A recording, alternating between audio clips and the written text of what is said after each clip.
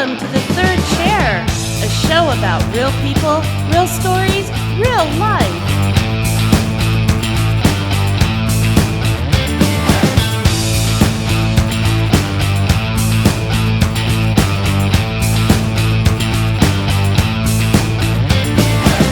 And here are your hosts for The Third Chair, Peter Grigg and Doug Bazeski. Well, Doug, I think our next guest is the first DJ that we've ever had on the show. That's right. I'm happy because I like radio. I like radio too. I was kind of hoping that we get like Wolfman Jack, clap for the Wolfman, but I'm not even sure he's still alive. I think he's dead. I think he's dead. Well, our next guest is definitely alive. Yeah, And a lively young lady. Lively young lady. She was a DJ for a number of years. And as important, she has a story of going through many childhood and adult traumas and coming out this bubbly, wonderful woman. And so I'm excited tonight to hear her stories, not just of what happened to her, but how she recovered and became the person she is today. It's our pleasure to have the wonderful Vina Valdez with us tonight. Welcome, Vina. Welcome to The Third Chair. We have as our guest Vida Valdez. Did I say that right? You sure did. Oh, good. Yeah. I was practicing all week. That's good. Just like put on it's Vina, not Vino. That's right. Valdez, yeah. I got that wrong in pre-production. I thought, oh wow, she's related to a bottle of wine or something. That is right. Vino is wine. Vino is wine. Does Vina stand for anything? It's short for Alvina. But a lot of people mix that up. I've been called Elvira. I've been called so many different types of names, so. You have some similarities to Elvira. So she's very famous. Yeah, that's a good thing. As a matter of fact, the producer and I's first literary agent, or only literary agent, actually signed Elvira here in Colorado Springs. Oh, wow. Yeah, she grew up here in Colorado Springs. Yeah. Are you kidding me? All this time I've lived here. I'm a Colorado resident, and I didn't know that. Well, I don't feel bad. We didn't know it either. You're never too old to learn or to find stuff out, right? For sure. And so, I understand you were a DJ, so you're pretty famous yourself. Not quite as famous, but really what I wanted to do was just get out there and share music because I've had quite a traumatic life, and it just took a lot to come in here and tell you all about it, but just the music was just something that just really, really touched my soul, and I was able to overcome a lot just with having music around me. And, when I was growing up, of course, my father played every single instrument. He was a band director and a music instructor and did piano lessons, for people in our church and that kind of thing. So to me, music was always just a part of life that was there that I guess I took for granted. It was a lot of gospel music, a lot of hymns, a lot of what we call corridos, which means, like hymns in Spanish, that kind of thing. But, I just loved music. And then as I started to get older, I just started to, listen to the radio and hear other type of genres and that kind of thing. When mom and dad was gone, we weren't supposed to be listening to no rock and roll or any, hip hop or none of that Kiss. None of that. But they would go and, we had one of those huge Oak stereos. And so I would just blast that and jam it, have my sister look out the door. We heard the truck coming up and boy, we turned that off quick. But yeah, so I learned to Daddy's love home, music. Daddy's home, turn off the Led Zeppelin. Where's that station again? Yeah. I mean, was it the radio easy to set? Was the radio easy to set so you could turn it back fast? It sure was. There was like one power button. It was like hit the power button real quick. When I grew up, sometimes you had trouble finding your station. Yeah. Well, you know, you could switch it to the stations you wanted. It was kind of sophisticated. Oh, okay. You know what I mean? But you're younger than me. So. 1971 model, so wow, yeah. 50 years old. Oh, I had a record player back then. Yeah, well, at least in the mid '70s, I had definitely vinyl and spun the records. Yeah. I bet you did that at the radio station. Did you spin a record? Well, you know, or was it all computer back then? Definitely computerized. You know, because we're talking about the late 2000s. So by this time, everything is computer generated. It's not the same as getting on there and having the vinyl and all of that stuff. So a lot of kids these days are going back to vinyl. Do you like vinyl or the computerized versions better, or does it make a difference to you? I like it all. You like it all? I love it all because all there's music and... there's a little bit of era in history and everything. And that's why I chose to be a DJ, because I wanted to learn every aspect of radio, and with radio, of course, there's sales. It's not just the fun and the entertainment. You have selling ads, yeah. You have, you have to be able to sell yourself and your personality and, all of that good stuff. I did have my own radio show, so I started as a host with DJ Big Mike on Blazin' 98.5. DJ Big Mike on Blazin' 98.5. Wow. And was that hip hop? Yeah, old school hip hop. I originally came in because I had a group where I was a part of a group called High Elevation Records, because I didn't really learn any instruments from my dad. He could play everything, but I was able to vocalize and be able to sing in the church choir and that kind of thing, and just along the way I just kind of lost touch of going to church and all that stuff. But you know what, you have your questions, I'm taking over because that's what I'm used to doing. You're doing great. That's actually what we like. Yeah, we like it. Yeah, well, yeah. We have to do less work then. But I'm taking over the interview. No, I'm good. We'll give you one question. I'll have you talk for 90 minutes. Okay. I am a talker. Yeah. I noticed that. And I love that. Yeah. So you were a DJ until COVID. What happened to your job? We were bought out by another group, and then the whole genre changed. So it wasn't hip hop anymore. They wanted to do more of a financial type of talk radio, and I love music and all of that stuff, and it was kind of a tough decision, but I just decided maybe that wasn't the route to go. And then, of course, my daughter moved back home. I've always been real inclined to family. And when she moved back home, then the choice was made, I'm just going to go ahead and stay home and babysit. Give her a chance to get out there and work and do what she has to do. Yeah. And so that's what you've done in the meantime, is babysit my generations, yeah. Your that and go a little crazy with it, Do you want to get back in the DJ business? Where are you at now in your career? Right now, I am just kind of chilling a little bit, at one point it was going to do some Roku TV, and then, my daughter came back and things kind of just switched up a little bit. But right now I am going to be venturing into life coaching and eventually doing some podcasting and some other things of that nature. But I don't want to speak so soon because, I thought I had everything planned out, and then here comes this beautiful baby that was, just there and just needed all this attention, and, just everything kind of just got sidewind and pushed back a bit. Okay. How old is the baby?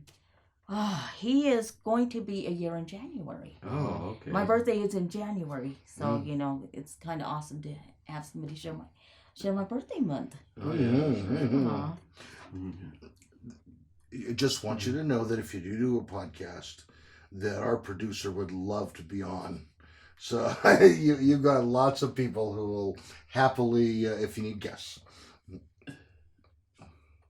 That sounds awesome. I don't know about the look over there. One of his he looks thrilled.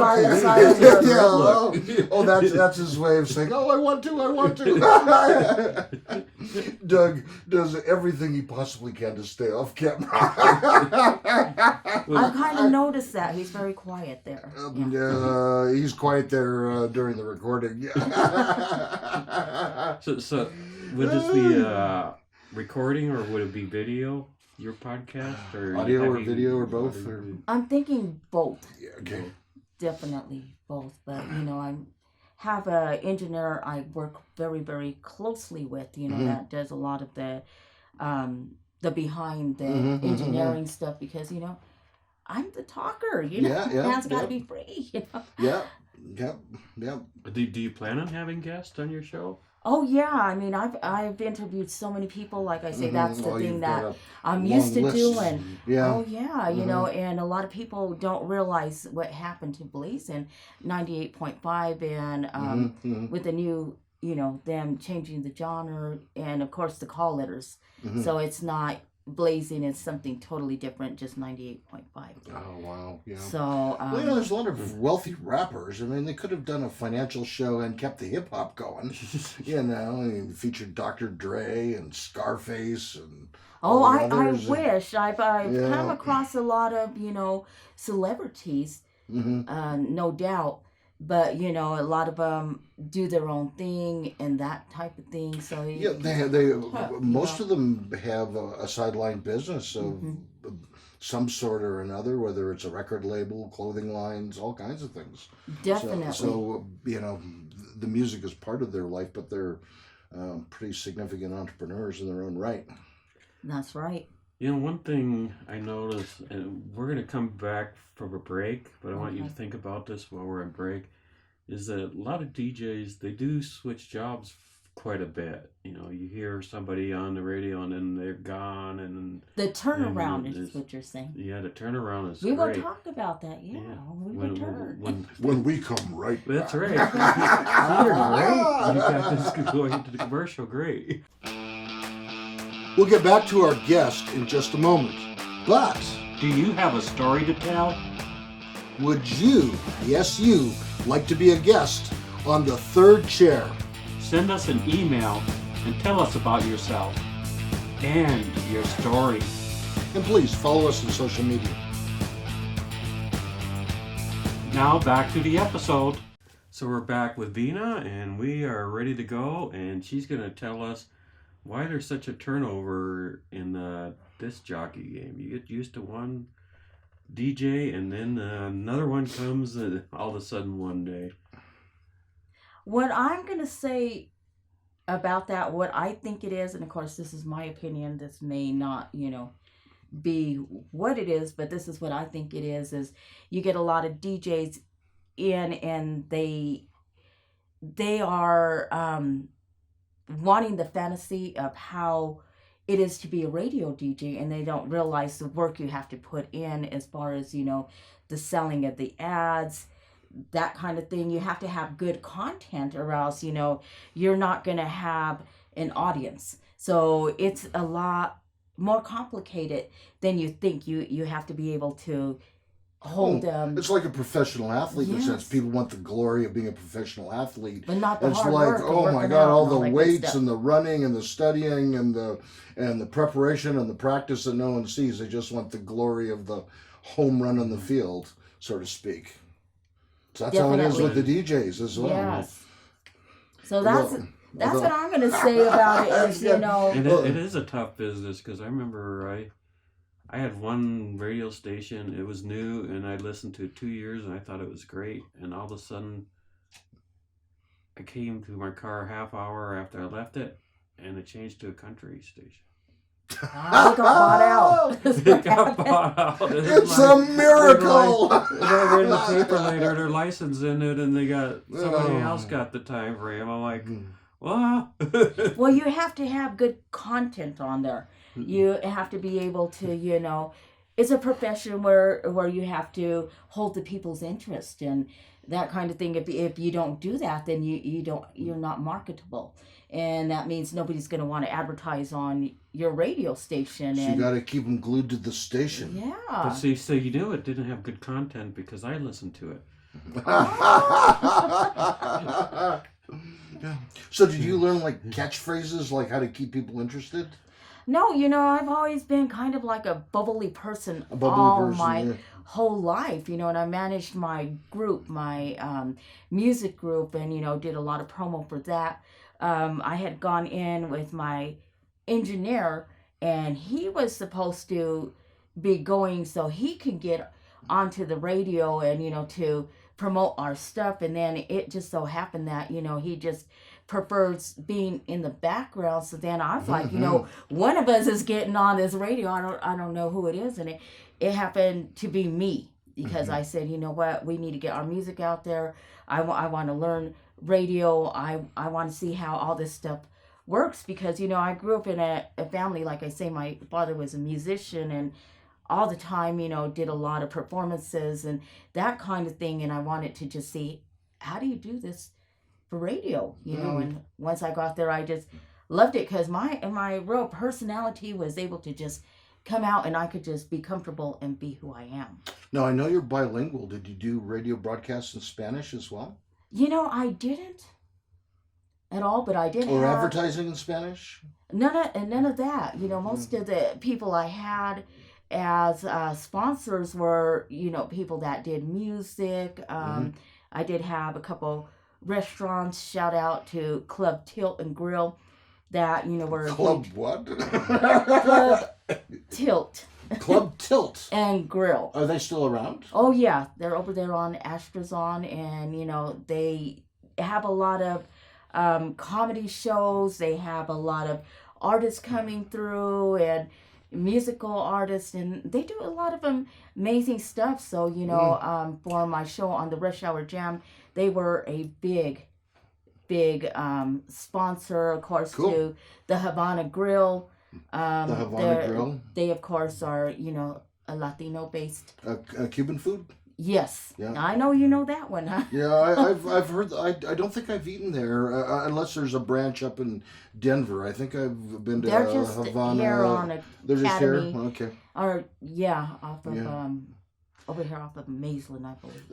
I don't know if I got this right, but it seems like the Cuban sandwiches seem to be part of their specialty. The special definitely. steak Cuban sandwiches. Spicy, good Spicy, food. Yeah, very good. Yes, so I had them as a sponsor, of course, and it was very, very amazing being on the radio. I also dealt with a lot of music managers and people who wanted their music on there. Comedians, like it was a whole bunch of fun. Well, so here's the question. Suppose I'm a young hip-hop star, like, oh yeah, go Peter, and I want to get my music on the radio. I mean, do I need to come in and like drop you a Benjamin, behind the scenes, or how do I get my music promoted by the station? Was there an official process or an unofficial process, or how did that work? Well, you know what? I went into radio so I can help the underground artists here in Colorado Springs. You have a melting pot. There's so much talent, all over the place that you just would not believe. So what would happen in my own personal show, I would have them send me their tracks. And then, I would give them like a complimentary type of an interview. And then, because with radio, we can't, how would I say, we can't charge people to play music. Right. We could charge people for interviews or things of that nature, for promotion on their shows and that type of thing. But to actually say, okay, we're going to play your track and we're going to charge you, we don't do that. So, but that would then be up to you. So, like, if one hip hop artist has got some great tracks and another one not so good, are you going to go with what music you feel like is the best? Or, I mean, it sounds like you're a very generous person where if you're going to take the time to submit it, I'll do what I can to at least play something. Well, I am a generous person, but also you got to remember, we go by some ratings. So, if it's not sounding right, sometimes you have to tell somebody, hey, I don't mind Your doing this, sucks. but you're gonna have to probably tighten this up a little bit because, that you're coming under my name. Right, yeah, right. So. I guess, Peter, you wouldn't be the one to tell them. well, of course. I'm glad, Vina, you are telling them instead of Peter. I'm sure you would do a lot nicer. But yeah, she would definitely be nicer. But sometimes people are surprised when the quality of their music, it's not mixed and mastered right. Mm-hmm. It's not that it's a bad song or they don't have a bad voice. It's just the technical part's not done right.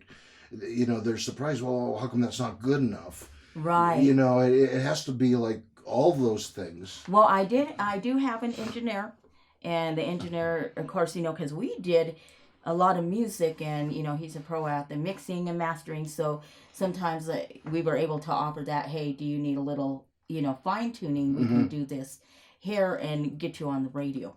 Cool. And so we did a couple of them. That we were able to help out a little bit and get it radio quality. Nice. We're going to change Peter's name to Simon after Simon Cowell because he would be the Simon Cowell if we had if we had a radio show. Talent. And if I was a singer, I'd change my name to Eminem. No, not Eminem, but like the M&Ms, like the peanuts, like the candy. Yeah. I've probably eaten too many M&Ms. Well, that's okay. You're a jolly happy guy. I'm a jolly happy guy. That's right. That's why. It's the inside that matters. Yeah, that's why I was offered a position to co-host the third chair. Aww. That and nobody else wanted to tell me. Well, the third chair is amazing. I love it. Thank you. I love you guys. And I love this opportunity because, there for a while I have fallen off of social media, because when you're a radio DJ, it seems, you're invited to everything and you get a lot of promo tickets and a lot of, a lot of stuff. And now that I'm not doing the radio so much, a lot has kind of fallen back on me. And of course, I got my grandkids as well. Oh, you've got your hands full. Yes. You got your hands full. And so we're wrapping up this section, and just a warning to the fans for the show.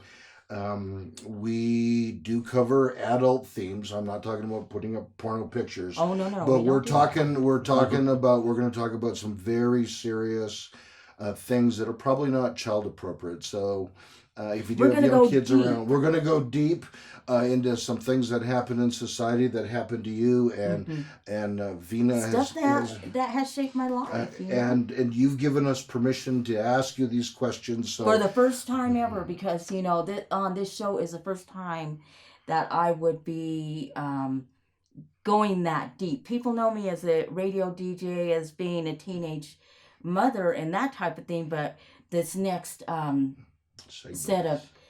segment of questions is going to be a lot deeper, and I was able to feel comfortable with you, and I just feel that I do need to just get it out there. I'm 50 years old. I've been holding a lot of this in, and it's just time to just expose it for what it is, and the effects of it.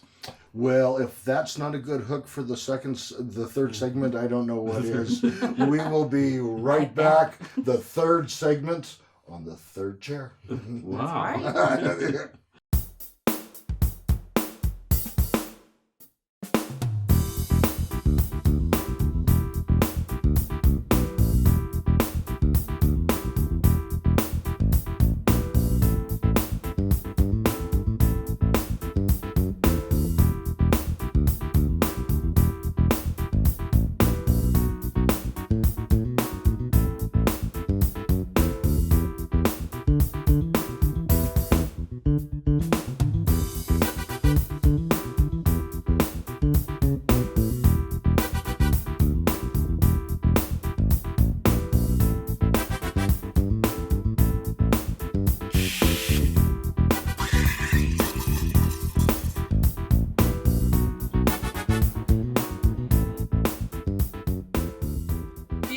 coffee of the Kentucky-Arizona Walnut Association?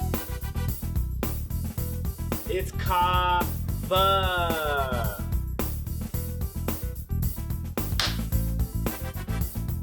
The national coffee of Kawasaki, Japan? It's kava. Hiya! Is it the secret elixir of the surfers in Hawaii? Or is it the secret island recipe of Kona, Koala, Kauai, or Cola? It's kava.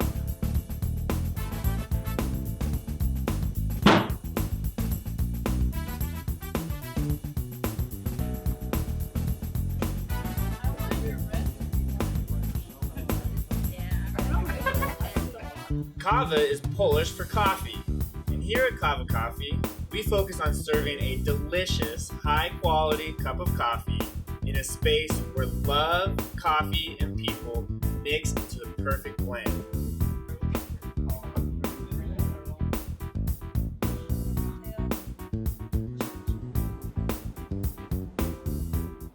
We value our relationships with our customers and our roasters. Buy locally whenever possible and truly have the homemade touch.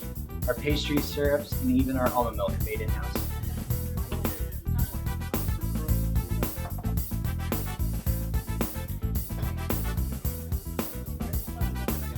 So come on in, relax, get some work done. Enjoy the Kava community, some encouraging words from the Kava Coffee Gang.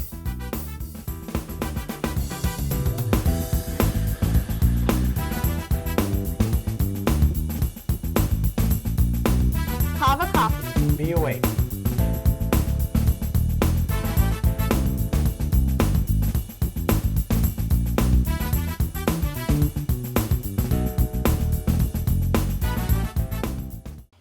Welcome back to the third chair. I'm Peter, that's Doug. We are here with our special guest, Vina Valdez. That's right. And thank you for being here. We're so grateful that you came down.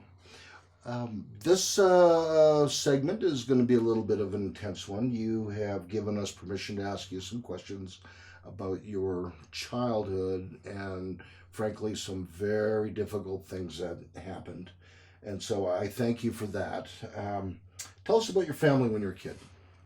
Well, my father was a minister, a preacher. You know, I was born into an apostolic religion. I'm going to call it a religion, you know, because that's kind of what it was to me, you know, growing up. You know, we were not allowed to wear makeup, not allowed to cut the hair, no nail polish, you know, that kind of thing, dresses all the time. No jeans. And no jeans. Jean skirts. Jean skirts. Jean Okay, skirts, so jean it vests. wasn't the material, it was the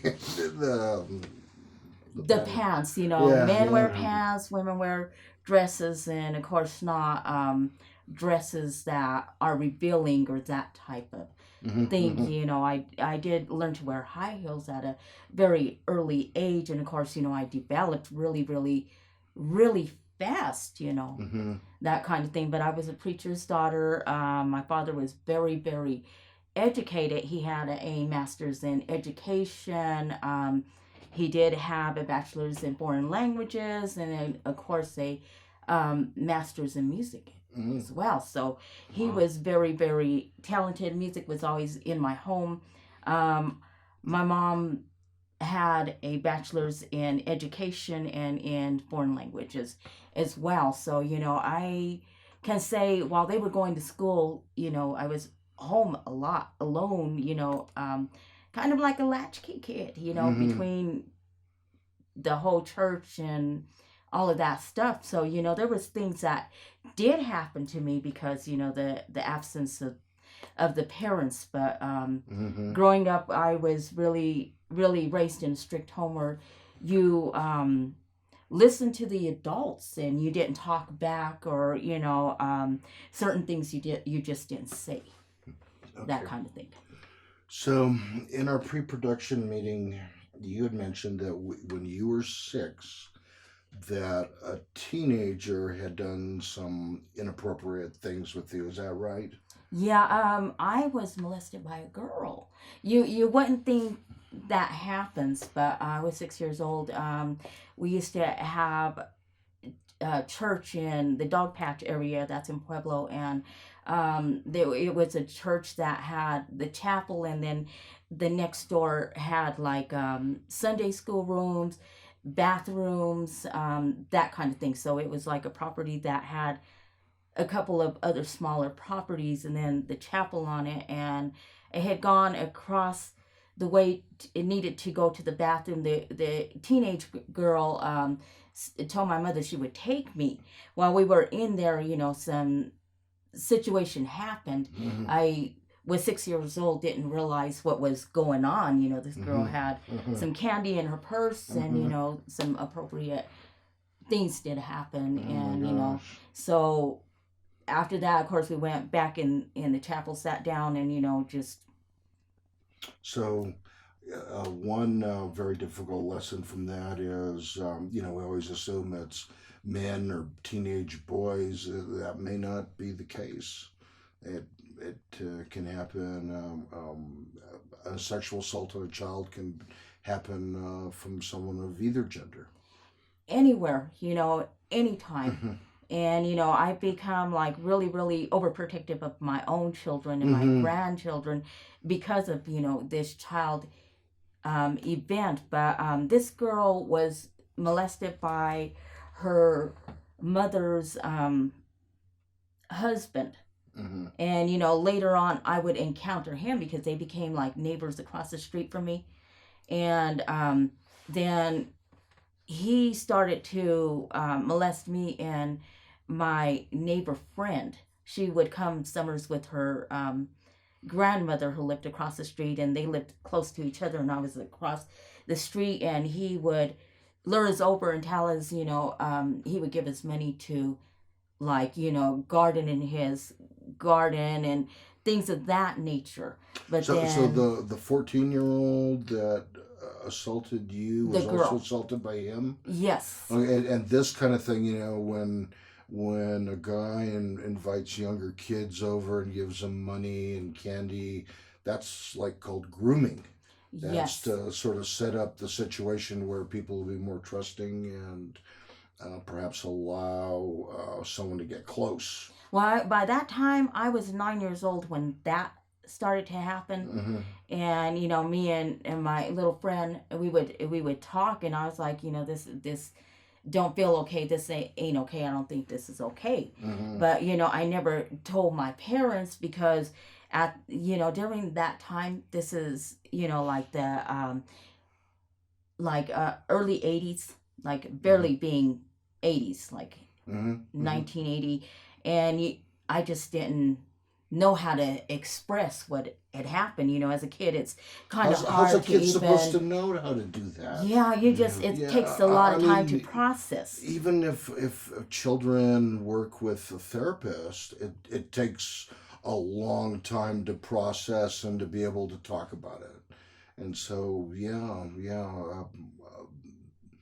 so you didn't tell your parents, and did you feel like any of that had to do with that your parents wouldn't have believed you at the time, or taken you as serious, or It or was were you still more. pretty innocent then I was before your 9. teen? I was 9 years old, but I already had a bra size. I was already a B by 9 years old. So you I developed had. physically early. Yeah, so I think it was just tough to process it because being that this is somebody who went to church, this is somebody who my parents spoke to, this is somebody who the wife was doing amazing things in the community.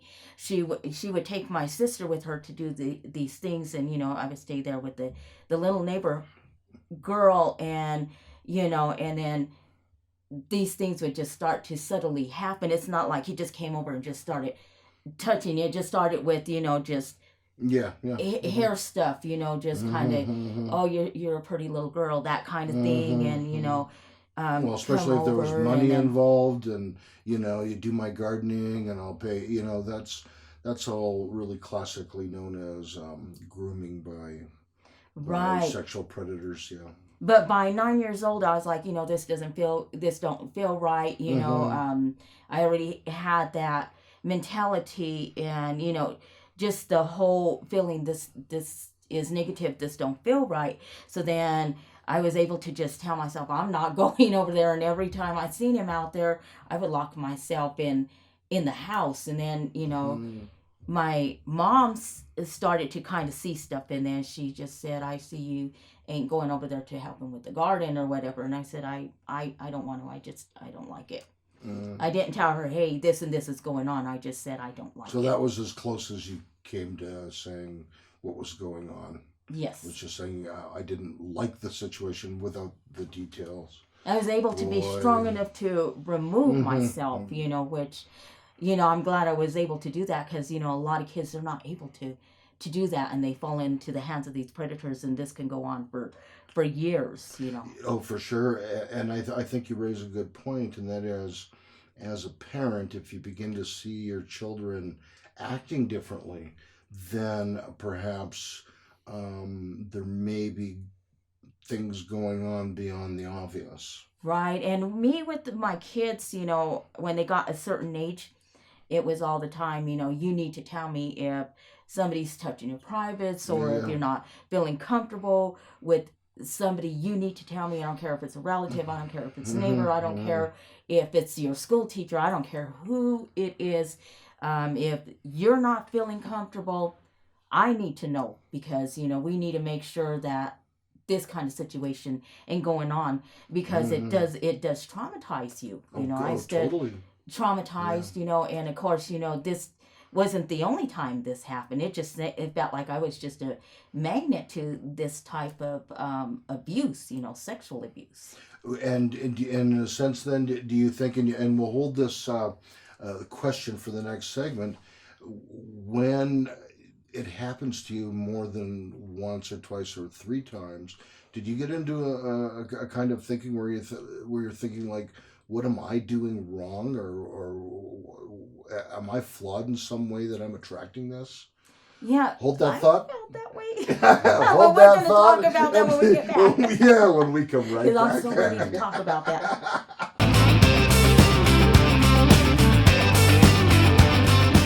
Doug, most of our viewers and followers know that our new episodes come out on YouTube on Thursday nights. Right.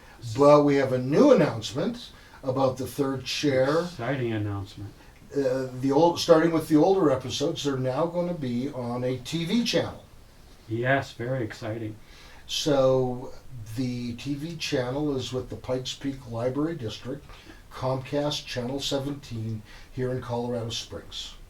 And I believe the episodes are going to play at 7 o'clock at night, but they may cycle them, and who knows, maybe they'll be on at 2 or 3 in the morning.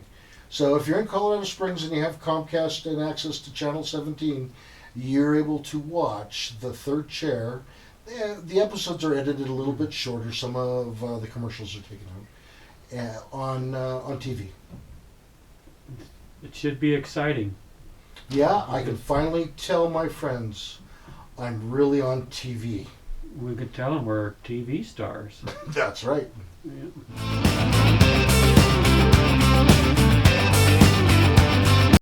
Welcome back to The Third Chair. I'm Peter, that's Doug, and we're here with our special guest, Vina Valdez. Vina, thank you so much for being here with us still. When we left off, we were talking about some pretty intense stuff. You had been sharing quite openly about some of the sexual assaults and trauma of your childhood. And it had happened a number of times, and you had mentioned that you seem to think that you were a magnet for this stuff.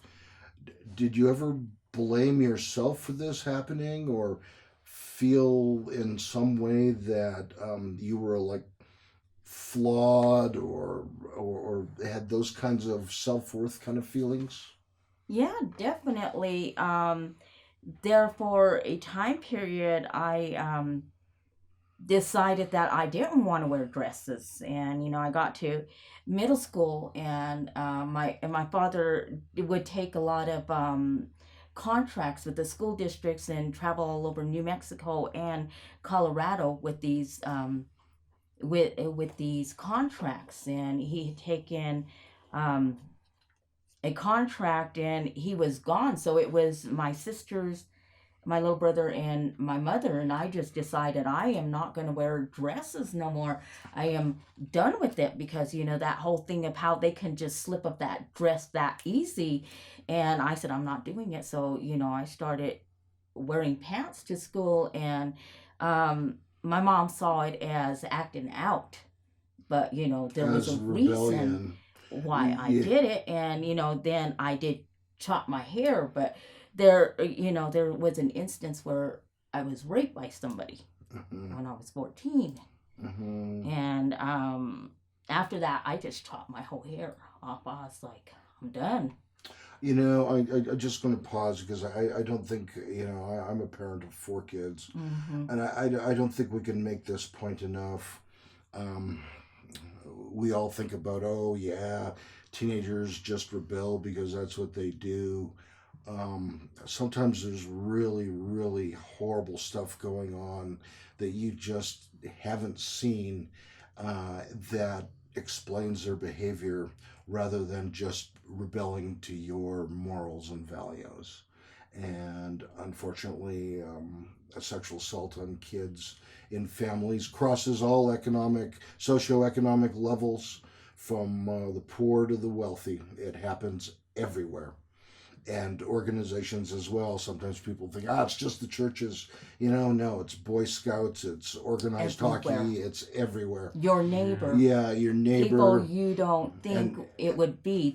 It's always people that come to you in a trusting way, because a lot of these people were people who I knew, and who knew my family. But like you were saying before, I felt like there for a minute it was my fault, but then I realized later on, going to school for psychology and that type of thing, and taking courses on child abuse and whatnot, I was able to understand it wasn't me, but rather them finding that perfect victim, the victim that ain't gonna tell, the victim that's gonna, and that's part of the grooming, and gonna stay quiet, and is less likely to reveal them, because like you say, there's like different type of predators in different areas. You find it even in the schools.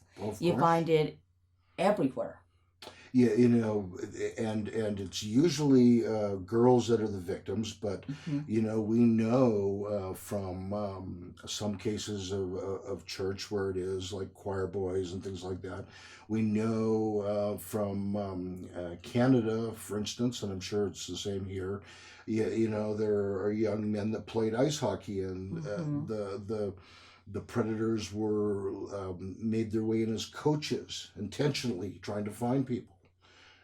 And so they're sick, emotionally and mentally, and so then that's why they do these things. It took me a lot to forgive a lot of these people that had hurt me, but that was the biggest thing I could do, was just forgive it and just remind myself it wasn't my fault. Yeah, I think that's important. I mean, that doesn't mean you don't, that you're going to necessarily have coffee with these people or have have them in your life. But, when we don't forgive people that do horrible things, it's like we're the ones that suffer. What's the old saying? It's like, when you have resentment towards someone, it's like you drinking the poison and thinking they're going to die. It's you forgive for yourself is the point. That's the most important thing. Well, you have to, because if you not to carry this. Yes. And let me tell you one thing. God is almighty, and He sees all this stuff. Years and years ago, this neighbor, they had found him hung. And the guy that did this, yes, he killed himself. I don't know if he hung himself, but I think someone somebody strung him up. Yeah, but it done something to somebody, and somebody just did the karma to him. Oh, what goes around comes around. Yeah, my mother had told me, and did you know so and so got hung? And when she told me that, because I never told her what had happened. And, you know, I said, oh, well, you deserved it. And she just kind of looked at me like, whoa, did you just say that? Did she know the story? No. Your story? No, Oh, I wasn't able to tell them till, you know, I got way older. Right. And then I was able to do it because, you know, there for a while I drifted away from God because I was like, oh my goodness. God, how can you allow this in your church, you know? Why does bad things happen to good people? Yeah. You know, that'd be a good title for a book. You know, I mean, since we're laughing about this, but sometimes it's so sad you have to laugh a little bit just so you don't go crazy. Yeah. I mean, you know, the question of evil, why do bad things happen in this world? I mean, we're not going to solve it by the end of this episode, maybe by the end of the next one. So I'm going to ask another question about something that happened, not because I'm trying to dwell on all the bad things, but I think there's a real message for us parents. Another one, you said that your parents had helped some homeless people, or I don't know if they're homeless and in the church or what. They brought them into your home, trusting, lost sheep, trying to do the right thing. That were homeless, you know, people. And some of them took advantage of you. Yeah, there was a couple instances where that happened, but then, like I say, I was a little bit older, so when these things would happen to me, I was able to just get away from it and just say, okay, I'm not having this. You know, you can try to do this to me, but I'm gonna back off. I'm getting away from you. So I was able to. Where would you go when you try to go away? I would just leave. Just like, you know, if they were in my house and they were in the living room, I would go to another portion of the house and lock a door, or you know, just get away from that area. When they made sexual advances. Mm-hmm. And so you didn't have any friends whose house you could go to, and because we had one guest, she was molested when she was young, and she had a friend that she would go to. Not really, because my parents growing up in the church, you know, they wouldn't let us like sleep over just anybody's house. We had a couple of friends that we could, but you know, it was always church related. They had to be within the church. They wouldn't just say, okay, you can go down the neighbors or that kind of thing. So which made it more uncomfortable, because even if you locked the door, the person was still in the house. But right. I think at that point they knew that, oh no, you know, maybe I did something wrong, because you know, she might tell, because then when you look at them and you're like, no, you know. And at that point I was able to just say, I'm not doing this, because you know, right around 12, 13 years old, when this started to happen, I was like, I'm not having this. You know, I'm just not having it. Well, I think I was talking with my wife, who's a pediatrician as well, about this this morning, because there's a lot of generous people that invite other people to stay in their home, you know, and truly do not expect kind of bad behavior like that towards their children, and yet it happens. And I think there's a lesson for parents that if you do that, if you have family or friends or people in distress over, you've got to have rules. You got to have, you know, chaperones. Otherwise, you have to have your kids with you all the time. Yeah, bad things can happen, you know, and that's on us as parents. We need to do that. But anyways, when we come back, I want to talk, you told me in pre-production that you reached a time where finally the dam burst and you kind of went crazy. I'm going to put it that in terms of drug use, promiscuity, really definitely not following, let's say, your parents' examples of how to live. Just because of all this trauma. I want to talk about that, because I think that's important for parents to really understand. We'll talk about that when we come right back.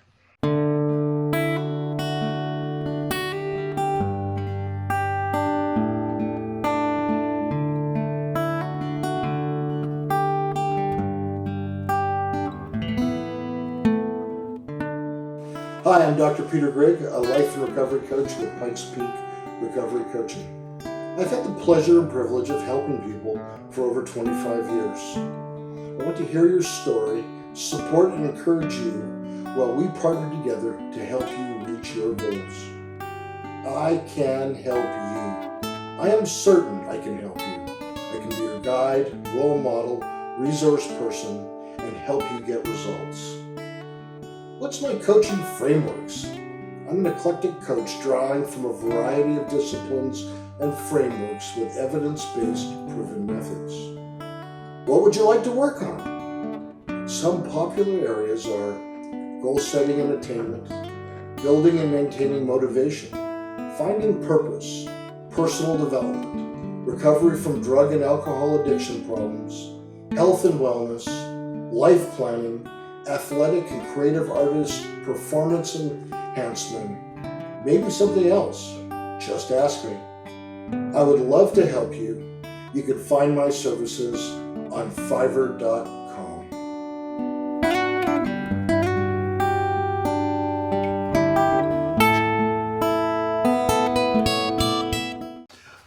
Welcome back to the third chair. I'm Peter, that's Doug, and we're here with Vina Peter, Valdez. I got good news and bad news. What's the good news? I want to tell a little bad news first. What's the bad news?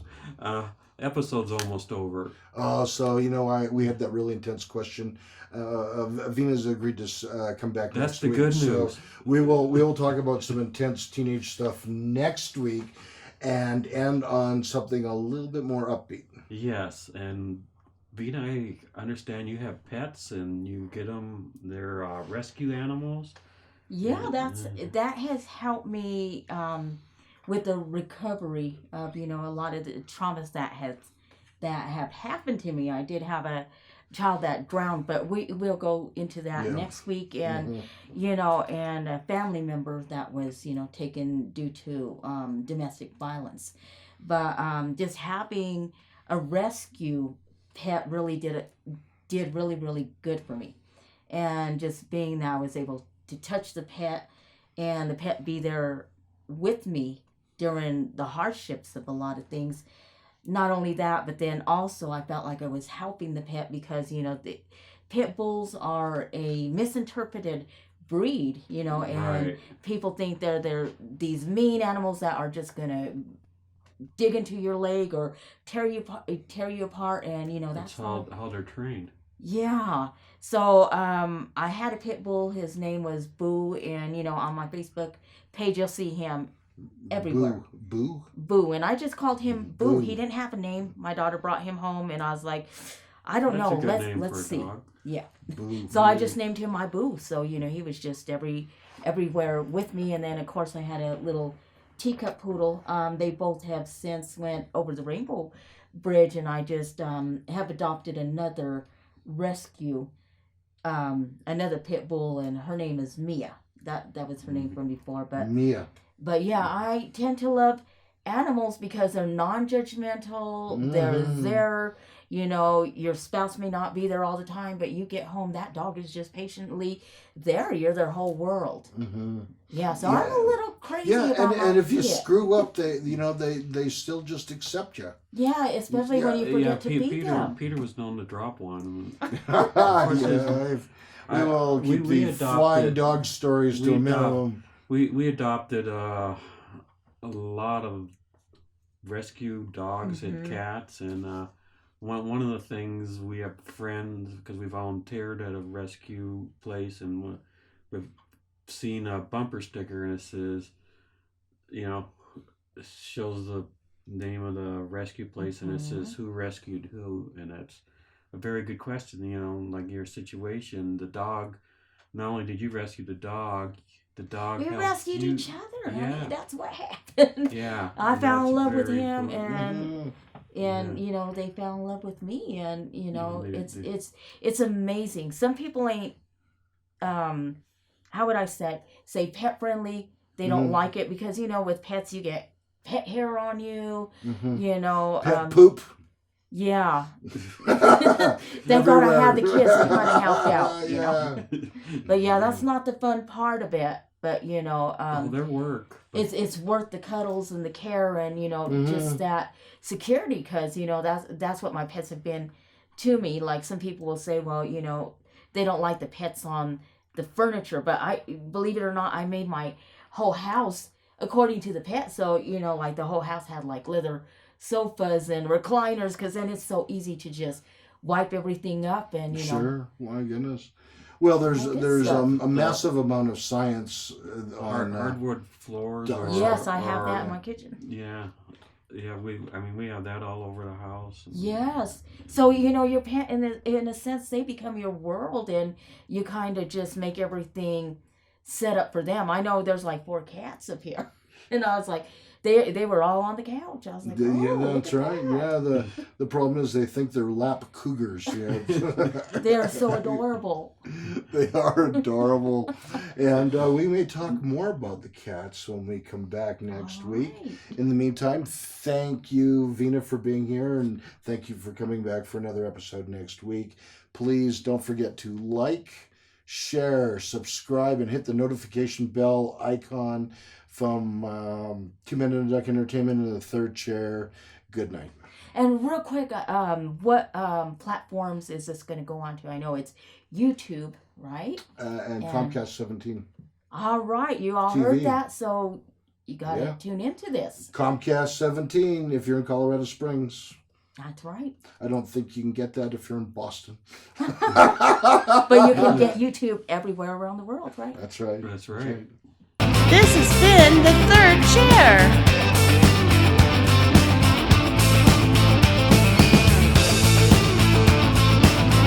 Want to be a guest? Want to sponsor our show? Send us an email. Please subscribe to our channel and follow us on social media.